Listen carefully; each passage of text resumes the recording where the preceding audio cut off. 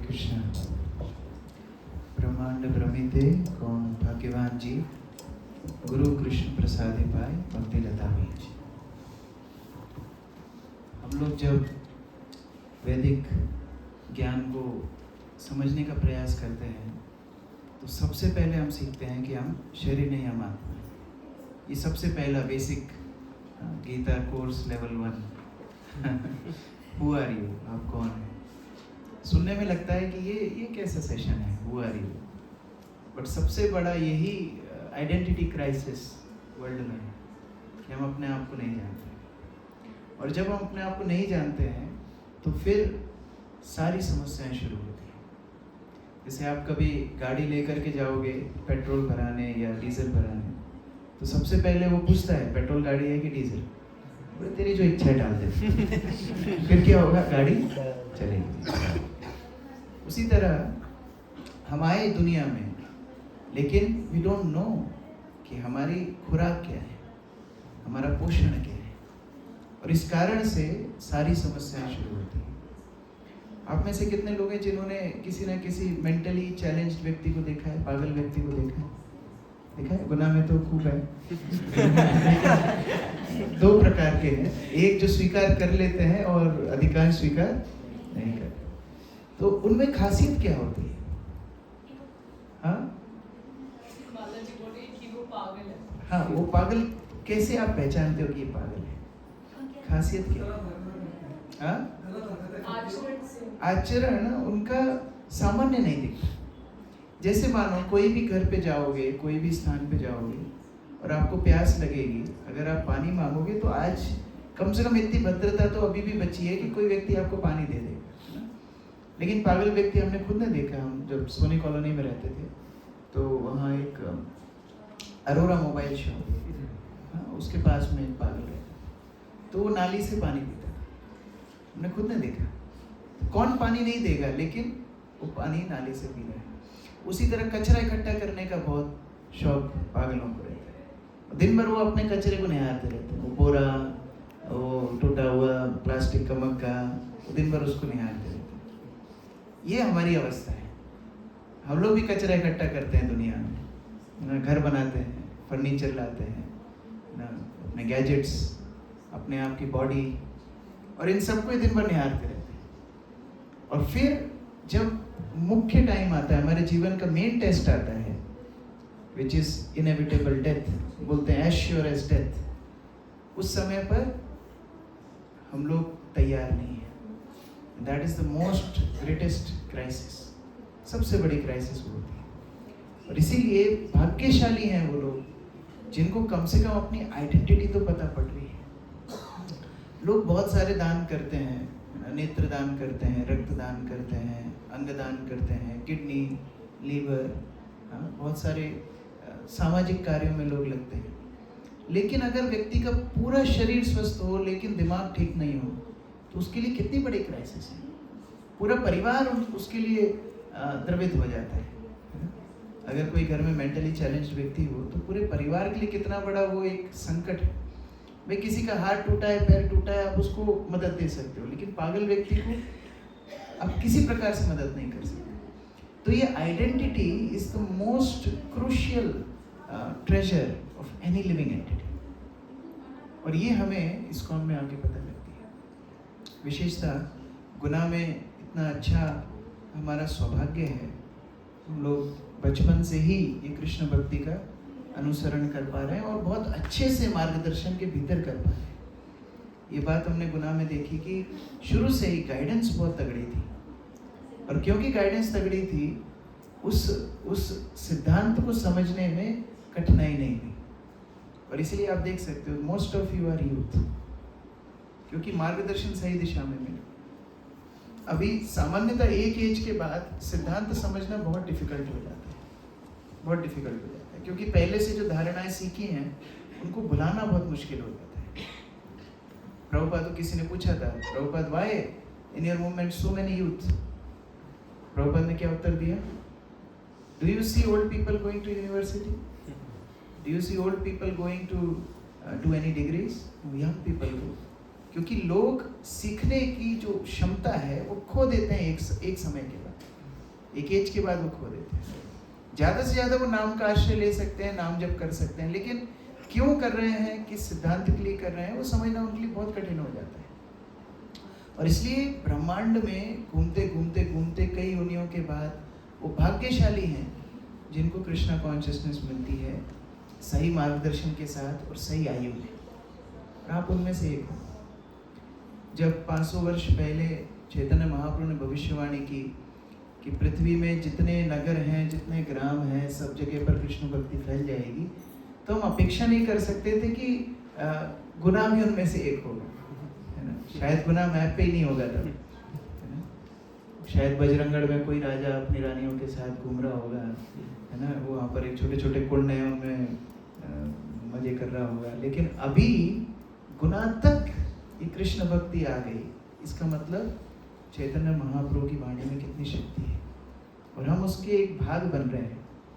देखो, जो बड़े बड़े रेवोल्यूशंस हुए हैं, हिस्ट्री किस किस को पसंद थी हिस्ट्री?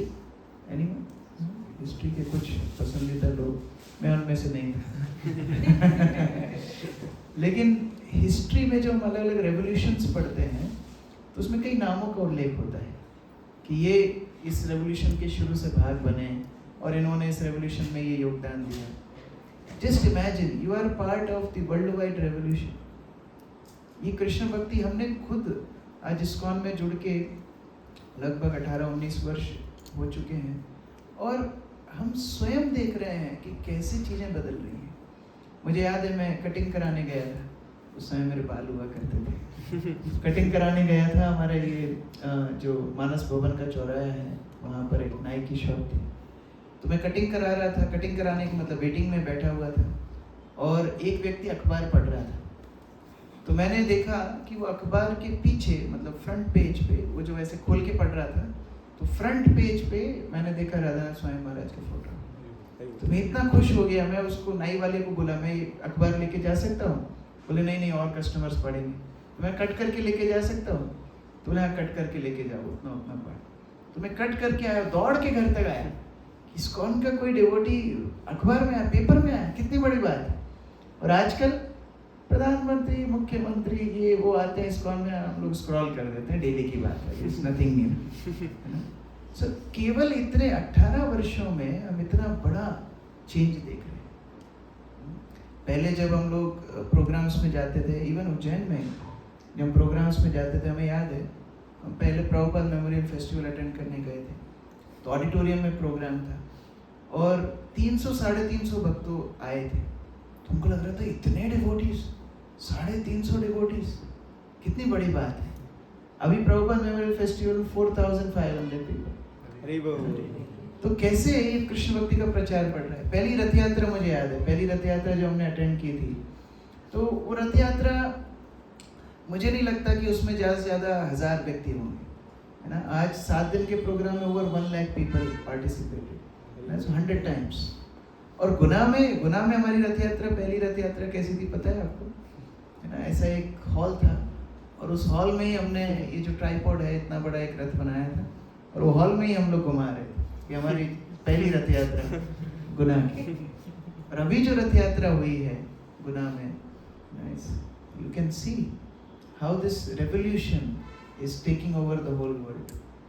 पूरी दुनिया में अभी कोरोना के बाद अमेरिका में, यूरोप में, यूके में, सभी जगहों पर it's increasing like fire, increasing like fire. विदेशी जो कुछ समय से 10-20 साल से हमारे मूवमेंट में फॉरेन डिवोटीज कम आ रहे थे, अभी फॉरेन डिवोटीज भी बढ़ते जा रहे हैं।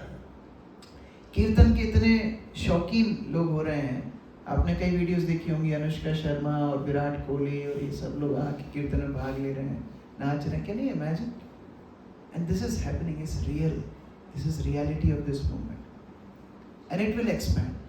अगले 10 सालों में आप देखोगे प्रधानमंत्री, मुख्यमंत्री भी लेक्चर अटेंड करने आ रहे हैं, संडे बीच में थाली लेके।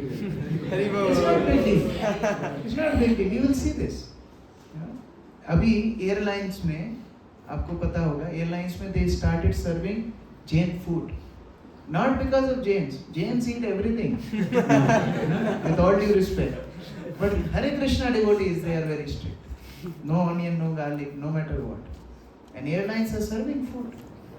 Is it not a big change? America has launched a brand, Haribo. Not Haribol, Haribo. Very famous brand. You can go anywhere, you can see. So now this revolution is taking over the whole world.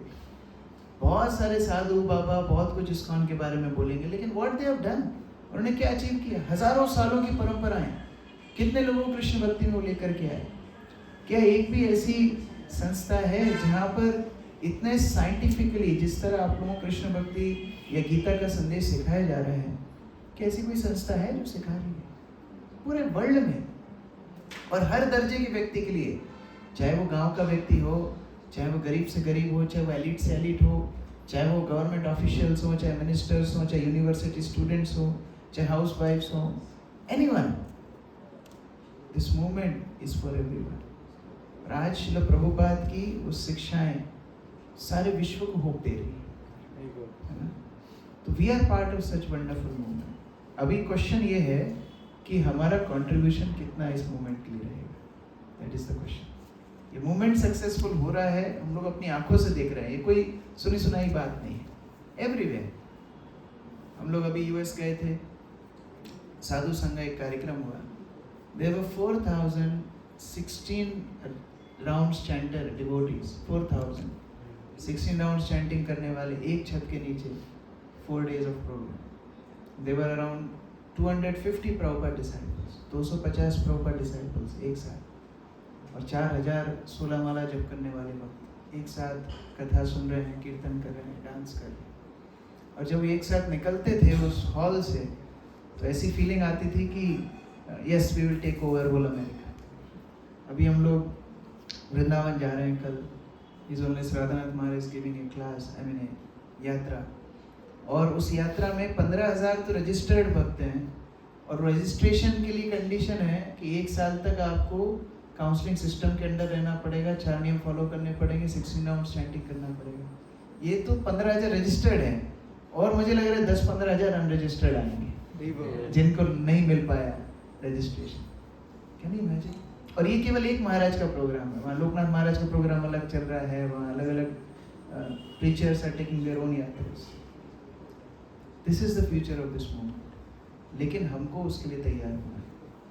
हमारे गुरु महाराज बोलते थे, there is no place for stagnation in Krishna consciousness. Stagnation मतलब समझते हो? अब बहुत हो गया, बस कॉम्प्लेसेंस, बहुत हो गया प्रभु जी, अब सीख गए, गीता 1 हो गया, गीता 2 हो गया, अभी मृदंग ठोकना हम थोड़ा बहुत सीख गए, करताल बजाना हम सीख गए, नरसिंह आरती आती है हमको, और संडे हम डिवोटी हैं, है ना, हर संडे हम लोग आते हैं। भगवान गीता में बोले हैं, सर्वधर्मान परित्यज्य मामेकम शरणं व्रज। हम लोग सीखे हैं, लेकिन संडे के लिए 3 घंटे की शरणागति हमारी, और बाकी टाइम की शरणागति कहाँ है? संसार की। तो जब भी ये मन में आए कि क्या कृष्णा कॉन्शियसनेस में हम लोग आगे बढ़ रहे हैं कि नहीं, that means you are in right track. और मन में ये आने लगे कि यार मैं तो बहुत सीख गया, अभी बढ़िया है प्रभु जी, अभी बैलेंस चल रहा है एकदम, है ना, अभी जितना करना था उतना मैं कर पा रहा हूँ, और बाकी फिर संसार भी तो देखना रहता है, इंस्टाग्राम भी देखना रहता है, थोड़ा सोशल मीडिया, थोड़ा परिवार, थोड़ा दम मारो दम चलता रहे साथ में, don't work, it won't work. Guru Maharaj बताते थे, either you are progressing in Krishna consciousness or you are falling down. There are only 2 conditions. Stagnation नहीं है, ऐसा नहीं है कि बस अब इतना मेंटेन रखूंगा मैं, no. Either you are progressing or you are going down. जैसे आपने मॉल्स में या एयरपोर्ट्स में एक्सक्लेरेटर देखा होगा, तो अगर वो नीचे आ रहा है और आप बाई चांस गलत साइड में चढ़ गए हो जो नीचे आ रहा है, और उस पर अगर आप ऊपर नहीं जाओगे तो ऑटोमेटिकली वो नीचे लेकर के आएगा। This is material world. You don't chant one day, आपकी चेतना नीचे जाएगी, और अगली दिन उस माला को उठाना 200 किलो का भारी वजन हो जाएगा, एक एक मोती चैंट करना भारी हो जाएगा। मैं अभी कुवैत गया था कुछ समय पहले, वहाँ के डिवोटीज बता रहे थे कि कोरोना में जब कोई भी एक्सपोर्ट नहीं हो रहा था ऑयल का, तो भी वो लोग ऑयल निकाल रहे थे, और वो लोग जो फैमिलीज थी उनको रिक्वेस्ट कर रहे थे कि अपने घर में ये ऑयल स्टोर करके आप रखो, हाँ हम लोग आपको पे करेंगे एक्स्ट्रा। पे करके वो लोग ऑयल गिफ्ट दे रहे थे। मतलब जो ऑयल को इतने करोड़ों बिलियंस ऑफ डॉलर्स में वो लोग बेचते हैं, वो पे करके लोगों को रखवा रहे थे। तो मैं पूछा उनको क्यों ऐसा क्यों कर रहे थे वो लोग, तो बंद कर देते उतने टाइम के लिए निकालना ऑयल को, और जब एक्सपोर्ट खुलता तब निकालते। बोलते नहीं, एक बार वो लेवल नीचे गिर गया तो उसको दोबारा से ग्राउंड लेवल तक ऑयल को खींचने में मिलियंस ऑफ डॉलर्स खर्चा हो गए। उतने का ऑयल वेस्ट हो कोई बात नहीं, आपने कभी पाइप से निकाला है पानी, टंकी में पानी ऐसे करके निकालते हैं, एक दम लगाते ना, फिर उसमें से पानी आता रहता है। तो वो फोर्स ऑयल को लगा करके ग्राउंड तक लाने में इतना खर्चा होगा जितना खर्चा ये ऑयल वेस्टेज में नहीं गया। उसी तरह हमारी साधना है, वन डे वी मिस और फिर अगले दिन उसको उठाने में हमारी दादी नानी पुरखे सब याद आ जाते। That's the problem. और इसलिए regularity, either you are going up और यू आर गोइंग डाउन, दोनों में से एक चीज है। इसीलिए रोज जो प्रभुपाद की पुस्तक पढ़ते हैं, उनकी एनर्जी, उनका एंथुजियाज्म, उनकी प्योरिटी, उनका फोकस हम लोग मैच नहीं कर पाते। हम कभी कभी पढ़ने वाले हमको बोरिंग ही लगेंगे स्पिरिचुअल बुक्स। क्यों? क्योंकि हमारा ग्राउंड लेवल से अभी बहुत नीचे चला गया, स्पिरिचुअल लाइफ का लेवल बहुत नीचे चला गया। लेकिन जब वो लेवल कंटिन्यूअस रेगुलरिटी के साथ हम लोग मेंटेन रखते हैं, then we feel that enthusiasm. Same is with Mangal Aarti, same is with chanting session. आप लोग का जूम पे जब सेशन होता है, जूम पे रोज भागवतम क्लास होती है, don't miss it. One day you miss it and you lose it. एक दिन आपने मिस किया और आपका एंथुसियाज्म नीचे चला गया। इसीलिए either you are going up और यू आर गोइंग डाउन। गुरु महाराज उसमें बताते हैं कि भक्ति केवल जनक महाराज के लिए, प्रहलाद महाराज के लिए, ध्रुव महाराज के लिए नहीं थी, वो हमारे लिए उदाहरण है। लेकिन हमें भी उस लेवल तक पहुंचने का अवसर दिया जा रहा है। We are also getting that opportunity. Isn't it wonderful?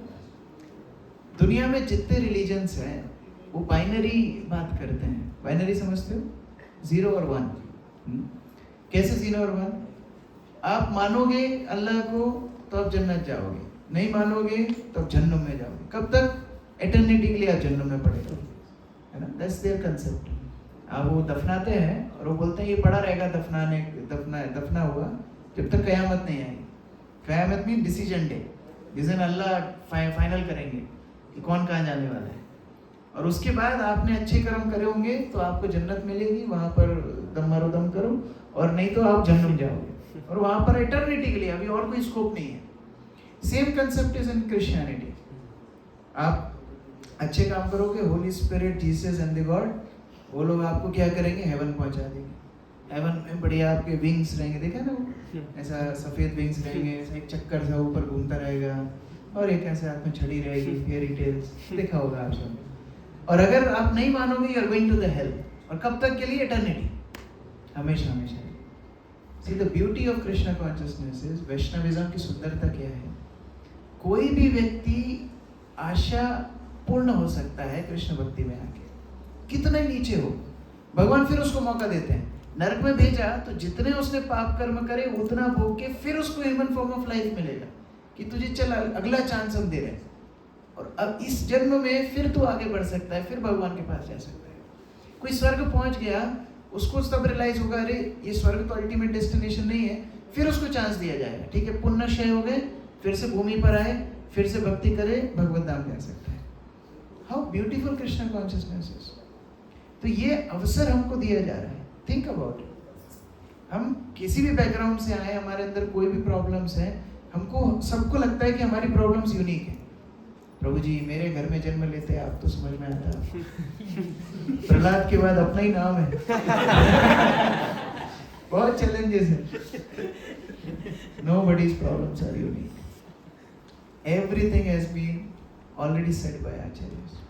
कई आचार्य तो ऐसे हैं जिन्होंने बुक्स लिखी ये सोच करके कि आज से 500 साल पहले साधकों को क्या क्या डाउट्स आएंगे, तो उन्होंने क्वेश्चंस भी खुद ने लिखे और आंसर भी खुद ने लिखे। They know what we are going to.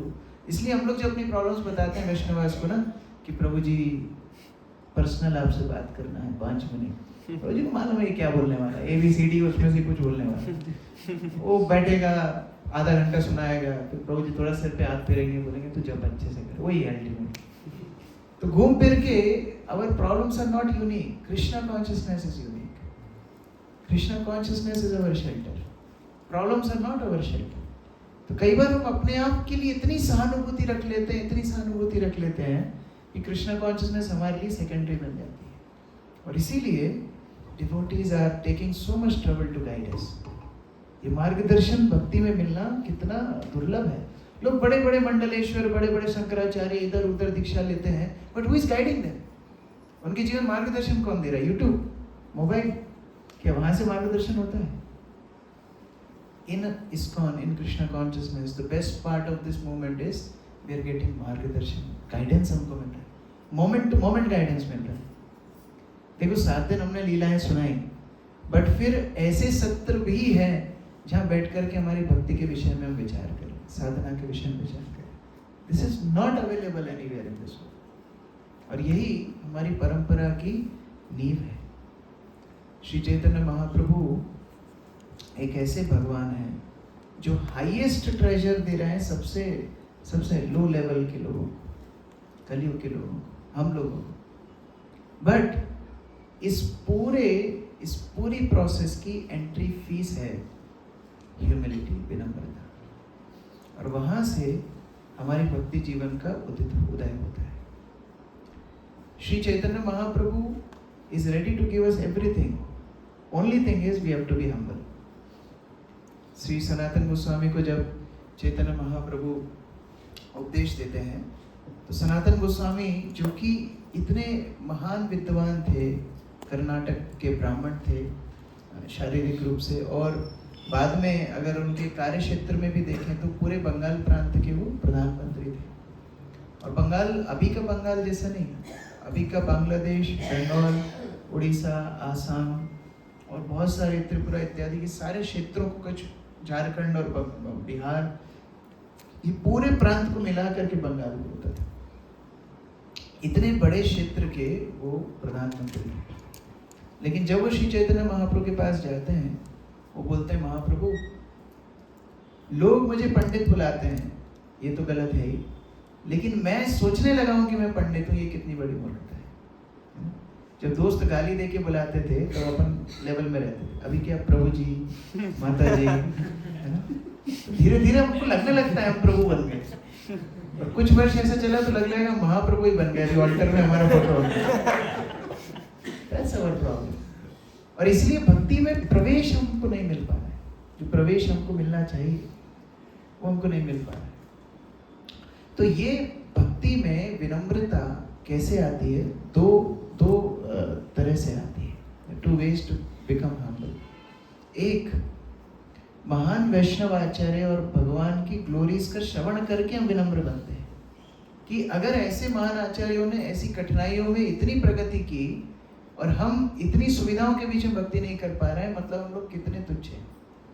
एक तो वो विनम्रता, और दूसरा सही आचरण के माध्यम से विनम्र बनते हैं, और उसी को वैष्णव सदाचार बोलते हैं। जो जीव इस प्रकृति में है 2 प्रकार के होते हैं, चर और अचर। अचर अर्थात जो चल नहीं सकते, जैसे पेड़, लताएं इत्यादि चल नहीं सकते। चर व्यक्ति मतलब जो चल सकता है। अब जो चर व्यक्ति हैं उनकी क्रियाओं को बोला जाता है आचरण। मतलब वो कैसे बात करते हैं, कैसे उठते हैं, कैसे बैठते हैं, उसको बोलते हैं आचरण। और वो आचरण जब अच्छा होता है उसको बोलते हैं सदाचार या सदाचरण, और जब बुरा होता है उसको बोलते हैं दुराचार या दुराचरण। लेकिन अच्छा भी कई प्रकार का है, जैसे अलग अलग मान्यताओं के हिसाब से अच्छा और बुरे का विचार होता है। अब कई लोग ऐसा भी समझेंगे कि चाय पीने में क्या बुराई है ना। अब मान लो आप किसी घर पे जाओ और चाय नहीं पिलाए तो लोग बड़ा बुरा मान जाएंगे, उनको चाय का भी नहीं पूछा। लेकिन ISKCON डिवोटीज को चाय का पूछोगे तो उल्टा बुरा मान जाएगा, उनको चाय का पूछा। तो अच्छे बुरे का विचार भी अलग अलग हो सकता है ना।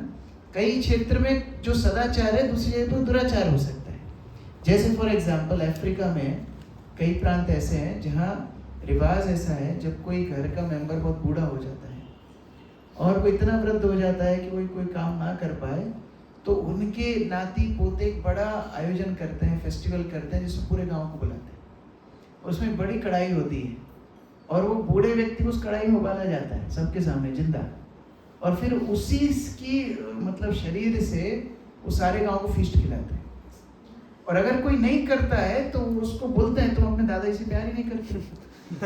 It's normal for them. उनके यहाँ सदाचार क्या है? दादाजी का टाइम हो गया, उबालो इनको, ये सदाचार है उनका। तो सदाचार और दुराचार भी रीजन स्पेसिफिक हो सकता है, कास्ट स्पेसिफिक हो सकता है, male female specific, gender specific हो सकता है ना। जैसे माताएं जब आपस में सहेलियां कभी जन्मदिन मनाती हैं तो बड़ी भद्रता से मनाती हैं, या मनाती थी जैसा हमने पहले देखा। लेकिन जब हमने कॉलेज में पहली बार हमने अपने मित्र का बर्थडे देखा तो 4 दोस्तों ने उसको 4 तरफ से उठाया और 5वें ने उसको पीछे से लात मारना शुरू की। मेरे पहले कल्चर शॉक था ये कॉलेज का। मैंने कहा बाप रे, मैं अपना बर्थडे कभी नहीं बताऊंगा। इस the way they treat on birthday. तो सदाचार और दुराचार ये रीजन स्पेसिफिक हो सकता है, इसलिए specifically we are talking about Vaishnava sadachar. वैष्णवों का सदाचार क्या होता है? तो कई बार लोग ऐसे तर्क करते हैं कि प्रभु जी घर में तो हमने ये नहीं सीखा। कोई बात नहीं, दैट्स योर होम। वो सदाचार दुराचार आपने लौकिक रूप से घर में सीखा है, दैट्स नॉट वैष्णव सदाचार। हमारे गांव में तो ऐसा होता है। तो हम सिखाने के लिए नहीं आए, हम सीखने के लिए आए। और इसलिए जब हम वैष्णव के समुदाय में आते हैं तो हमको ये समझना है कि we are learning something new. अभी तक की ट्रेनिंग हमको मिली नहीं। हाँ, कुछ चीज़ें मैच कर जाएंगी, उनको हम अडॉप्ट कर लेंगे, लेकिन कुछ चीज़ें वैष्णव सदाचार से मैच नहीं करेंगी। We need to learn them. कई बार हमारे उठने बैठने का तरीका, कपड़े पहनने का तरीका, बोल चाल का तरीका, जैसे विश्वानंद प्रभु हरियाणा से है ना, तो जब वो वैष्णवों के बीच में है वो हरियाणा की लैंग्वेज नहीं बोल रहे हैं, है ना। ऐसा नहीं प्रभु जी हमने तो वही सीखा है, हम भी गुनाह से हैं और गुनाह की लैंग्वेज तो आपको पता ही है। जब शैल्या की मतलब हमारी शादी हुई, शैल्या पहली बार गुनाह आई और रहने लगी तो डर जाती थी, बोलती थी यहाँ लड़ाई झगड़े बहुत होते हैं। नहीं नहीं, नॉर्मल प्यार मोहब्बत की बातें हो रही है, लड़ाई झगड़े नहीं है, नॉर्मल बात। बोलचाल हमारे इधर की ऐसी है, लगता है पत्थर फेंक रहे हैं लेकिन वो फूल ही है। कह रहे तूने खा लो का।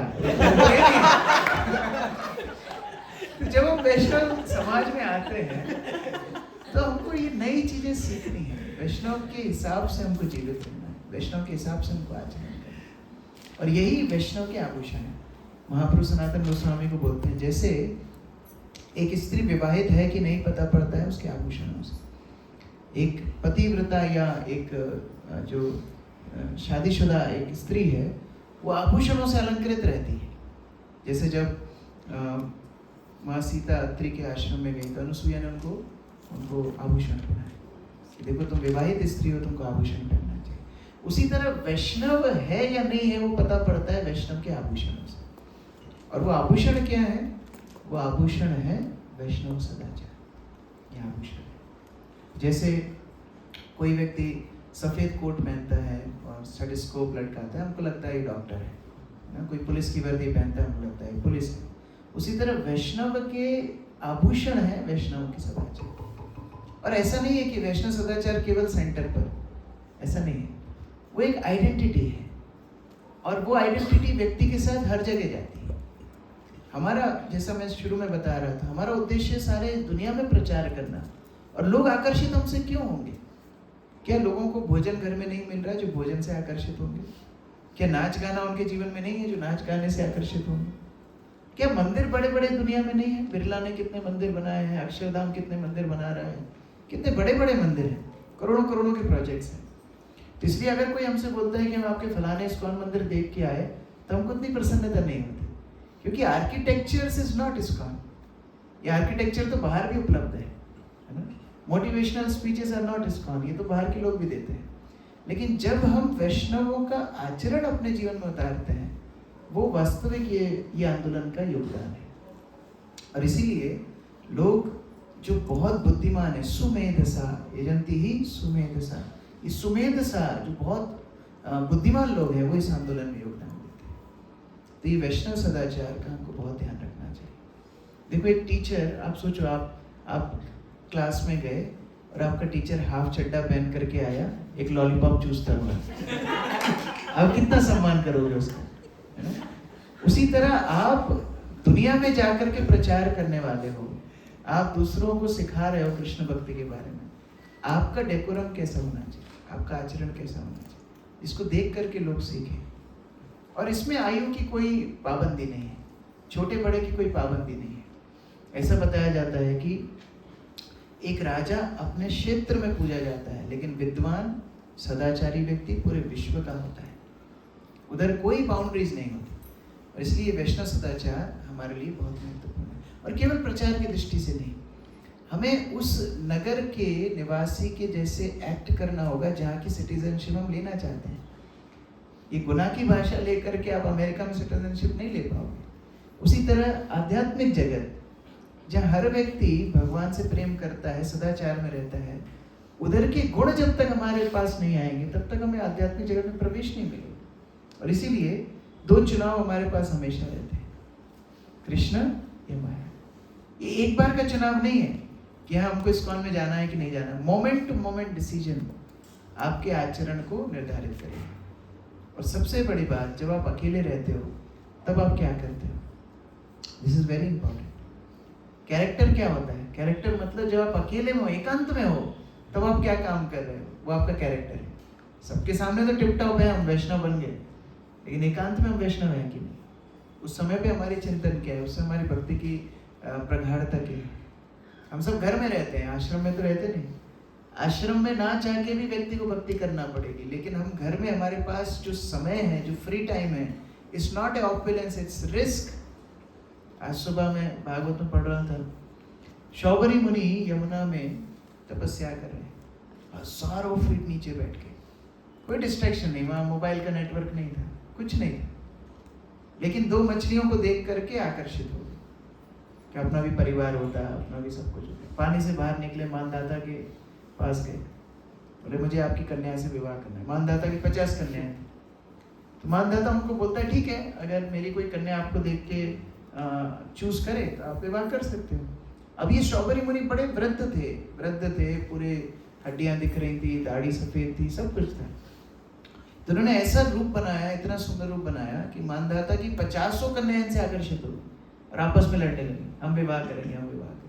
उन 50 से विवाह किया। और जब विवाह करने के बाद कई साल बीत गए, तब बाद में उनको वैराग्य आया, अरे मैंने तो मेरा पूरा जीवन, दो मछलियों के लिए मैंने अपना पूरा जीवन व्यर्थ कर दिया। तभी देखो, ऐसे यमुना के नीचे रहने वाले व्यक्ति को दो मछलियों ने पतन करा दिया। तो हमारे जीवन में कितनी मछलियों के पॉपअप हमारे हर सेकंड में हो रहे हैं। The moment you open your phone, whole material energy has covered you. माया ने पूरा तरह से आपको कब्जे में कर लिया। The moment you open your phone, बाहर जाने की जरूरत नहीं। अजामिल वन में गया, उसने एक वैश्या को देखा, उसका पतन हो गया, वो तो दूर की बात है। हम तो मोबाइल सबसे पहले फोन को ही उठाते हैं सुबह उठ करके। जब में भी हमारा फोन चलता है, क्लास में भी हमारा फोन चलता है, टॉयलेट में भी हमारा फोन चलता है। और इसी कारण से ये moment to moment decision is very important. We really want Krishna और वी वांट माया। ये निर्णय हमारे जीवन में हमें सही और गलत का चुनाव करने में बहुत मदद करेगा।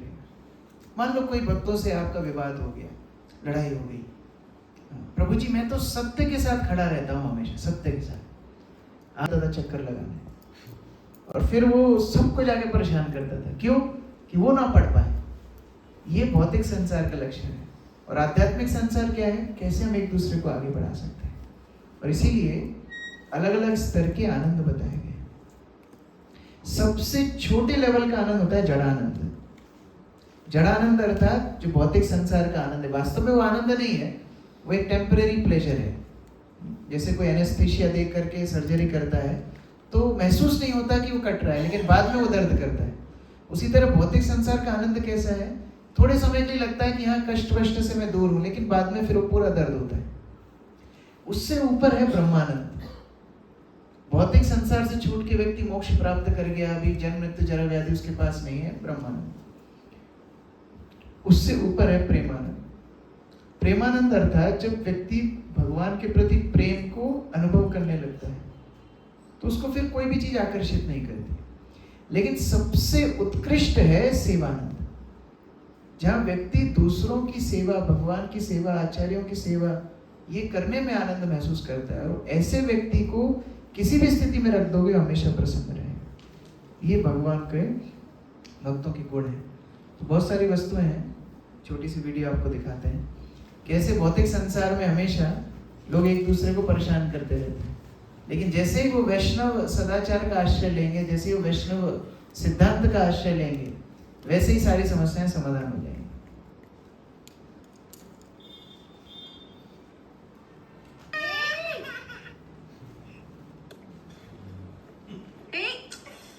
नाया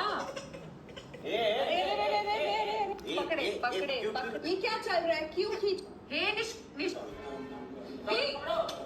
इजी नाया, इजी।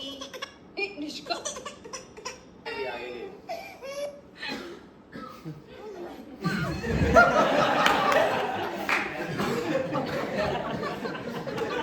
अभी खींचो एक दूसरे के बाद। तो भौतिक संसार में हर व्यक्ति एक दूसरे को परेशान करने में लगा। जैसे ही वो वैष्णव समाज में आते हैं, अभी वो स्कोप ही खत्म हो गया। अभी केवल और केवल एक दूसरे की सेवा, केवल और केवल एक दूसरे को कैसे हमको मदद करना है, ये वैष्णव सदाचार आती है। तो आज की क्लास में मैं कोई आपको वैष्णव सदाचार के प्रिंसिपल्स नहीं बता रहा हूँ, बट इंपॉर्टेंस बता रहा हूँ कि कैसे अगर हम एक वास्तव में आनंदमय जीवन जीना चाहते हैं, वैष्णव जैसा हृदय चाहिए। एक सुंदर भजन है, ब्रजवासी गाते हैं इसको, प्रभु जी आप मेरे हृदय को वैष्णव बना दीजिए। बाहर से तो मैं वैष्णव बन गया, धोती कुर्ता पहनना सीख गया, तिलक मेरा सीधा लगने लगा, चोटियां मैंने रख ली, सब मैं करने लगा, कंठी माला मैंने कर ली, मैं हृदय कब वैष्णव बनेगा, ये आप मेरे ऊपर कृपा कीजिए। और जब वैसा हृदय वैष्णव बनेगा, तब वो ब्लिस, आप रेसिप्रोकेशन जो आपस में महसूस करोगे, वही वैकुंठ है। मरने के बाद वैकुंठ बाद में जाओगे, यहाँ जीते जी वैष्णव समुदाय में वो प्रेम को आप महसूस कर पाओगे, वो आनंद को आप महसूस कर पाओगे। ये वैष्णव सदाचार का लक्षण है।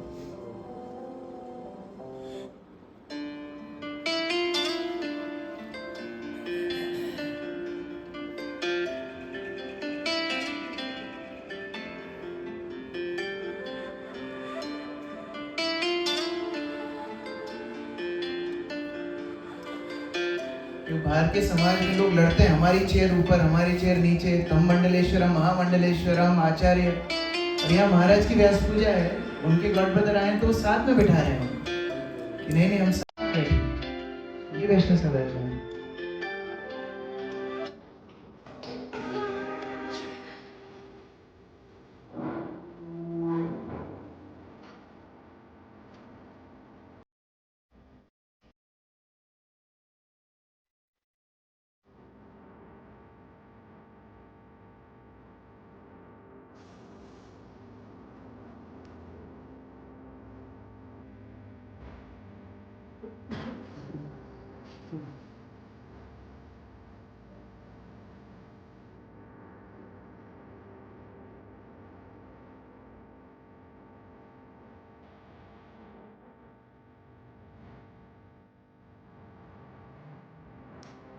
इस प्रकार से हमारे भौतिक जगत के आचरणों से बाहर निकल करके हमारे लिए आध्यात्मिक जगत की सुंदर सुंदर आदान प्रदान प्रतीक्षा कर रहे हैं। तो हम लोग बहुत गंभीरता से इन विषय वस्तु को समझें, वैष्णव सदाचार को अपने जीवन में अपनाएं। ये कृष्ण भक्ति, ये कृष्ण कॉन्शियसनेस, ये श्रील प्रभुपाद की शिक्षाएं हमारे जीवन को केवल मधुर और मधुर ही बनाने वाली है। लेकिन इसके लिए एक ही प्राइस है, क्या? हमारे ईगो से हमको बचना होगा। काम बिगाड़े 6 से हमारे फॉल्स ईगो हमेशा हमारा काम बिगाड़ता है। तो जब भी ऐसी स्थितियां आए, आपको पहली स्लाइड जो मैंने दिखाई थी वो याद रखना है। मुझे कृष्णा चाहिए कि माया चाहिए, ये दोनों में से मुझे चुनाव करना है।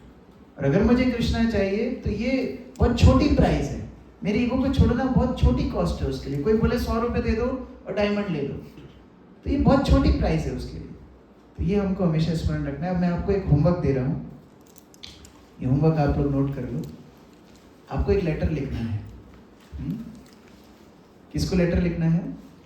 आपके बेस्ट फ्रेंड को, फॉल्स ईगो को, आपके मिथ्या अहंकार को आपको लेटर लिखना है। और ये लेटर ब्रेकअप लेटर है।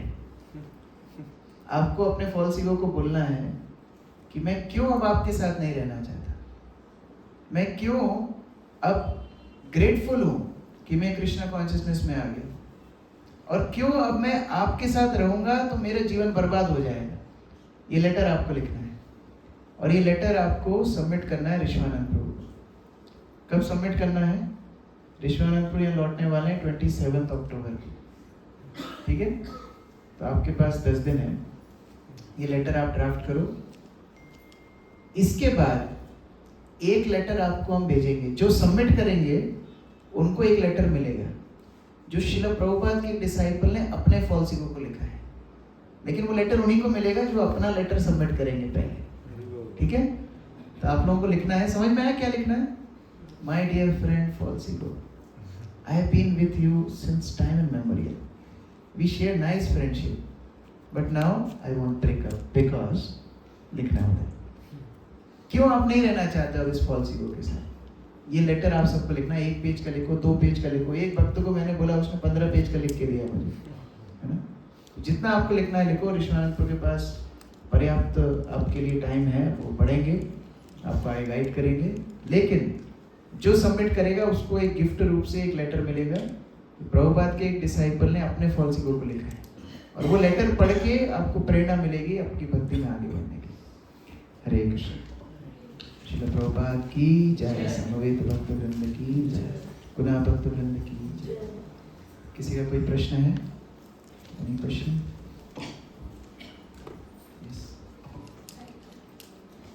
बहुत अच्छे टॉपिक पे आज आपने समझाया, बताया। मेरे इस टॉपिक को लेकर प्रश्न भी थे, लेकिन आप नहीं कहना चाहूँगी प्रभु जी, लेकिन मैंने इस कॉल में ये महसूस कहीं ना कहीं महसूस किया है कि बहुत सारे लोगों के अंदर ये चीज़ यकीनन मेरे अंदर होंगी कहीं ना कहीं, लेकिन मैंने धीरज रखा, धैर्य रखा कि हाँ ठीक है। कभी कभी होता है कुछ लोग सेवा करते हैं तो कहते अरे नहीं माता जी आप रहने दीजिए, अरे हम कर लेंगे, अरे कोई और कर लेगा। तो यहाँ पे कोई किसी को मौका नहीं देता कि नहीं आज कभी मेरे मन में ये चीज़ आई थी कि कभी ऐसी भी तो खुशी हो कि अपनी सेवा किसी और को मिले और किसी और की अपनी सेवा कोई और कर रहा है और उसको देख के आप खुद खुश हो रहे हो कि नहीं कोई कर तो रहा है। मतलब उद्देश्य की पूर्ति के लिए कोई नहीं इसमें होता है। दो वस्तुएं हैं।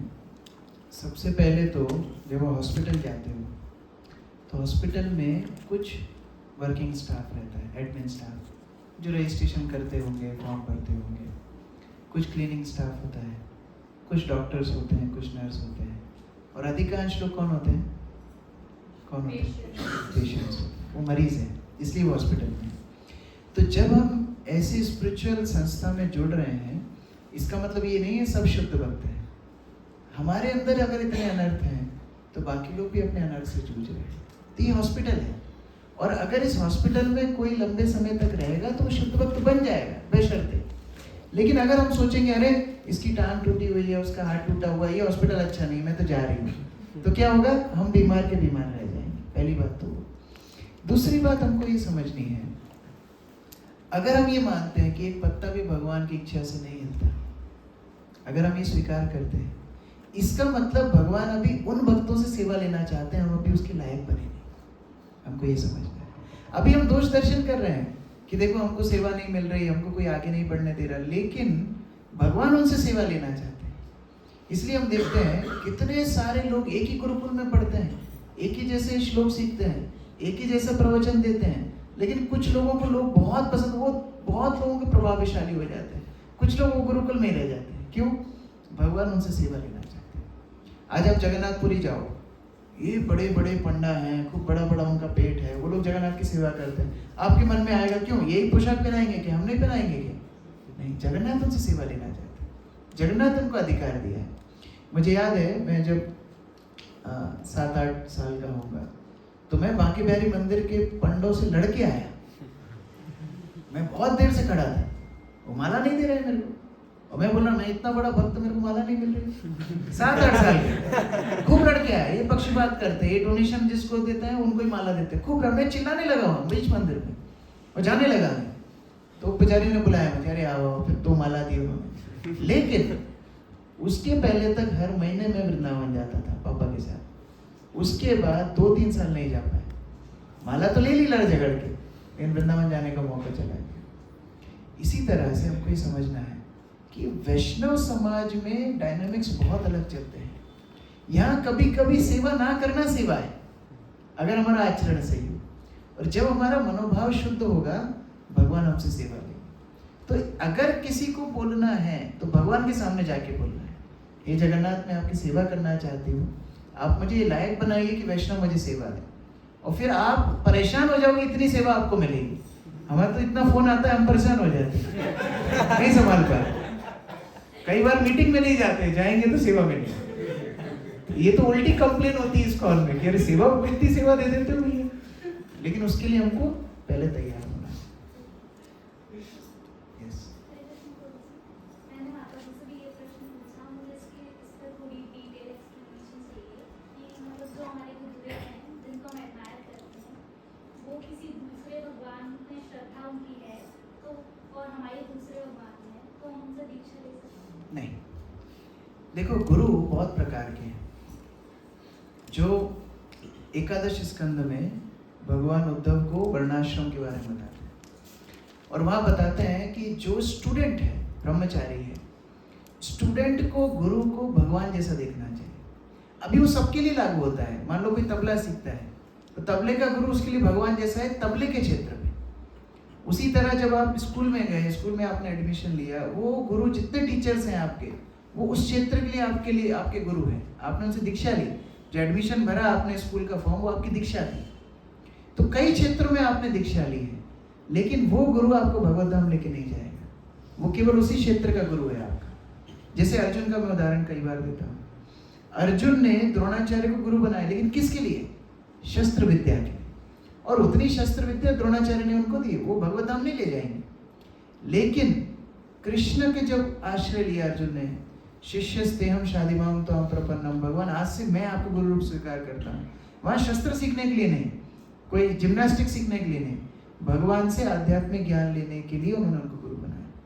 तो अगर गुरु का इष्ट अलग है, आपका इष्ट अलग है, मतलब ये तो डेफिनेशन ही गलत होगी। गुरु और आपका इष्ट अलग अलग नहीं हो सकता, क्योंकि इष्ट दो नहीं हो सकते, इष्ट एक ही है, श्री कृष्ण।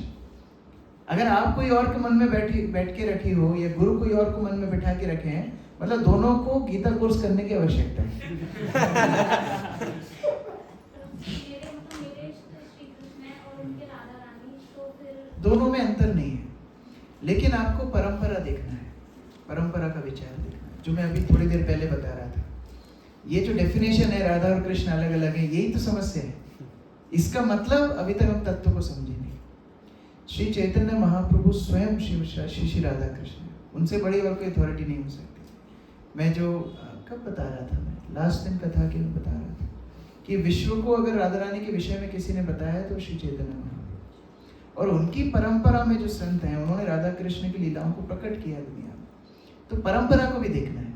कई बार हम लोग बहुत इन्फ्लुएंस हो जाते हैं, ये महात्मा से हम दीक्षा ले लेंगे, लेकिन वो महात्मा जाने के बाद कोई ध्यान रखने वाला नहीं, और वो महात्मा होते हुए भी आप यहाँ रह रहे हो, वो महात्मा कहीं रह रहे हैं, आपका ध्यान कौन रखेगा, मार्गदर्शन कौन देगा? इसलिए प्रमाणित परंपरा में प्रमाणित गुरु का आश्रय लेना बहुत आवश्यक है। हाँ, प्रेरणा ली जा सकती है। प्रेरणा तो अवधूत ने वैश्या से ली, चींटी से ली, एक कीड़े से ली, सूर्य से ली, चंद्रमा से ली, प्रेरणा हम सबसे ले सकते हैं, लेकिन गुरु तत्व तो बहुत गंभीर विषय है। प्रभु, मेरा ऐसा डाउट है कि जैसे अपन भौतिक जगत में रहते हैं तो प्रभु फॉल्स ईगो तो कभी भी हिट कर जाता है, तो प्रभु उसको कंट्रोल में कैसे रखा जाए? हाँ, बाय रिमाइंडिंग अवरसेल्व्स कि हमारा ट्रू ईगो क्या है। जैसे बच्चा कोई कील वगैरह से खेल रहा है ना, चाकू से खेल रहा है, तो मम्मी क्या करती है, उसके हाथ में एक खिलौना दे देती है, तो कील छोड़ देता है। उसी तरह से जब हम वैष्णव परंपरा में श्रवण करते हैं और सेवा करते हैं, दो चीजें, श्रवण और सेवा, इससे हमारा ट्रू ईगो, जो शाश्वत हमारा अहंकार है, हमारी पहचान है कि हम कृष्ण के दास हैं, वो उदित होने लगता है। और जब वो उदित होने लगता है तो अपने आप फॉल्स ईगो कम होने लगता है। तो वैष्णव अपनी शक्ति विनम्रता में रखते हैं। ये विनम्रता शक्ति है, वीकनेस नहीं। फॉल्स ईगो वीकनेस है। क्यों?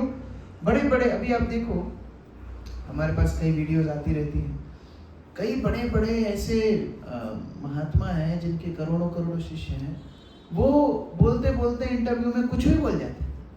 मेरे पास 1.5 लाख मधुमक्खियों की सेना है, मैं किसी के ऊपर भी छोड़ सकता हूँ। अब लोग हंस रहे हैं उसको सुन के, है ना।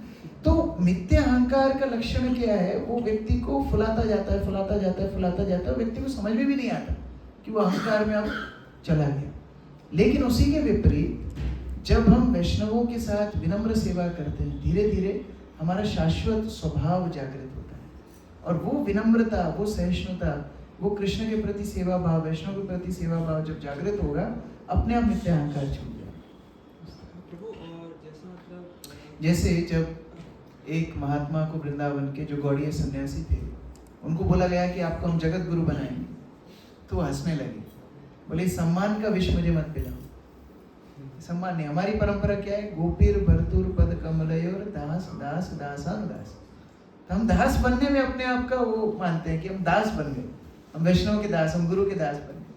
तो ये मिथ्या अहंकार का शोधन होता है जब व्यक्ति दास अपने स्वभाव को पहचानने लगता है। 2 माध्यम, श्रवण और सेवा। तो प्रभु जैसे मतलब कुछ ऐसी स्टेज आएगी जिसमें मतलब अपनी विनम्रता छूट जाए या कुछ छोड़ना पड़े कंडीशन।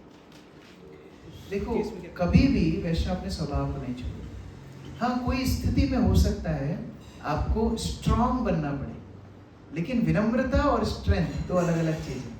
जैसे प्रहलाद हार्श नहीं था, वो विनम्र ही था, लेकिन सिद्धांत के लिए स्ट्रांग था।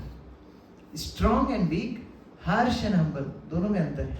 कई बार हार्शनेस को हम स्ट्रेंथ मानते हैं, that's not humility, that's not strength. Prahlad अपने पिता के साथ विनम्रता से ही बात करता था, लेकिन अपने सिद्धांत का पक्का था, वो उसने छोड़ा नहीं। उसी तरह वैष्णव विनम्र है लेकिन स्ट्रांग है। तो ये पार्थक्यता हमको समझना है। तो कभी कभी वैष्णव स्ट्रांग बनेंगे, जैसे अर्जुन युद्ध कर रहा है, लंका में हनुमान जी आग लगा रहे हैं, स्ट्रेंथ दिख रही है, लेकिन विनम्रता को कभी नहीं छोड़ा। वो सिद्धांत है। और कोई प्रभु जी, कई बार जब हमको सेवा मिलती है और हम अन्य वैष्णवों के साथ सेवा कर रहे होते हैं और हम देखते हैं कि वो सेवा उस प्रकार से नहीं हो रही जिस प्रकार से की जाती है, और हम करेक्शन देते हैं, जैसे अगर हमको इंचार्ज बनाया गया कि आपको देखना है, तो हम कई बार स्ट्रॉन्ग तरीके से वैष्णवों को बोलना पड़ता है और उनको थोड़ा बुरा लग जाता है। नहीं, ये हमारी गलती है। हमारे गुरु महाराज बोलते थे, there is no place for arrogance in Krishna consciousness. Krishna भक्ति में कर्कशता के लिए कोई स्थान नहीं। आप भी सेवक हो, वो भी सेवक है। और एक सेवक अगर दूसरे सेवक को कुछ बता रहा है तो वो विनम्रता से बताए। स्ट्रांगली बताने का अधिकार हमारा नहीं, केवल गुरु का है। गुरु शिष्य को डांट सकते हैं या पिता पुत्र को डांट सकता है, उसके अलावा और कोई किसी को नहीं डांट सकता। तो आप विनम्रता से बताओ, उनके साथ मिल करके सेवा करो, वहाँ तक ठीक है। लेकिन जहाँ आपने कर्कशता दिखाई, वहाँ आपका आध्यात्मिक पतन होगा। कोई भी हो, सन्यासी हो, गुरु हो, अधिकारी हो, प्रेसिडेंट हो, इंचार्ज हो, कर्कशता दिखाएगा, उसका आध्यात्मिक पतन हो जाएगा। इसलिए वैष्णवों से बहुत विनम्रता के साथ, सदाचार के साथ डीलिंग करना है। और अगर वो डीलिंग साफ है तो फिर भगवान भी प्रसन्न होते हैं और वो वैष्णव के हृदय में कष्ट नहीं लगता। वो सीखेगा, वो इम्प्रूव होगा। लेकिन हमने ऐसा फटकारा कि वो अगली बार से आना ही बंद कर दे, तो वो अपराध हमको लगेगा। इसलिए there is no place for arrogance in Krishna consciousness. ठीक है, अंतिम प्रश्न। जैसे आपने बताया कि गुरु की इष्ट रहे और आपकी इष्ट रहे, तो प्रभु जी फिर वापस दीक्षा लेनी होती है फिर? मैं जो उदाहरण दिया, हर क्षेत्र के अलग अलग गुरु हैं, तो वापस दीक्षा मतलब कौन से क्षेत्र में दीक्षा, ये चर्चा हो रही है। आध्यात्मिक क्षेत्र में, आध्यात्मिक क्षेत्र में अगर 4 संप्रदाय प्रमाणित जो हैं, उनके अंदर वैष्णव पद्धति से किसी की दीक्षा हुई है तो पुनर्दीक्षा लेने की आवश्यकता नहीं। लेकिन वैष्णव पद्धति से अगर प्रॉपर परंपरा में दीक्षा नहीं हुई तो वास्तव में दीक्षा है ही नहीं। आप गए टिकट लेने रेलवे का, बाहर एक मुनीम जी बैठे हैं, उन्हें अपने प्रिंटर से प्रिंट करके दे दिया, ये टिकट है आपका, तो क्या रेलवे में आपको सीट मिलेगी? वो प्रमाणित नहीं, अधिकारी नहीं। कोई बढ़िया पेंटिंग जानता है, गांधी जी का मुंह बना करके 500 रुपये लिख के पेपर दे दे, उससे कोई पैसा, उससे कोई सामान देगा हमको? नहीं देगा। प्रमाणित परंपरा, प्रमाणित पद्धति, 3 चीजें बहुत आवश्यक है। एक तो परंपरा में वो संत आए, वो साधु आए, वो ब्राह्मण हो, वो गृहस्थ हो, सन्यासी हो, कि विप्र के सन्यासी, शूद्र के नोनाए, वो तत्व नहीं है। पहला तो परंपरागत हो। दूसरा, परंपरा के सिद्धांतों को खुद पालन करे। ये नहीं कि मैं परंपरा में तो आ रहा हूँ लेकिन मैं बीड़ी फूकता हूँ, वो फिर संत नहीं है। परंपरा में आए प्रमाणित, और प्रमाणित परंपरा की शिक्षाओं को पालन करे दूसरा, और तीसरा परंपरा ने उसको अधिकार दिया हो दीक्षा देने का। ये नहीं कि आज से मेरा मूड है, चलो मैं आज से दीक्षा देना शुरू कर देता हूँ, आज मेरे मूड हो रहा है 100-200 में शिष्य बना देता हूँ। नहीं, तीनों आवश्यक है। प्रमाणित परंपरा, खुद पालन करे परंपरा को सिद्धांत, तो परंपरा उसको शक्ति दे कि तुम दीक्षा दे सकते हो, तब वो व्यक्ति से हम दीक्षा दें। हरि हरि। श्री प्रभुपाद की जय, समवेत भक्तवृंद की जय। तो बहुत अच्छे से आप लोग प्रचार कर रहे हो। हमारे उज्जैन के भक्तों को इतना अच्छा लगा, गुना में बोल रहे थे इतना उत्साह है, जाने का उनका मन नहीं कर रहा। तो ये बहुत अच्छे समुदाय का यहाँ पर गठन हो रहा है प्रभुपाद की प्रसन्नता के लिए। आप लोग ऐसे ही बढ़ते रहो, फूलो फलो, दिन दुगने रात चौगने बढ़ते जाओ, ऐसे हम प्रार्थना करते हैं। प्रभुपाद की जय, समेत भक्तवृंद की जय। ये होमवर्क लिख के रखना, और एक जन कोई जिम्मेदारी लो रिमाइंडर डालने का। कौन लेंगे जिम्मेदारी? ठीक है, आप रिमाइंडर डालना सबको, 27 तारीख को सबमिट करना है। You need to do this, और फोन में नहीं, पेपर पेन लेके हाथ से लिखना, तब आपको रियलाइज होगा कि क्यों मिथ्या अहंकार से हमको दूर रहना चाहिए। It will be a permanent impression in your consciousness. ये करने का आप सब प्रयास करें।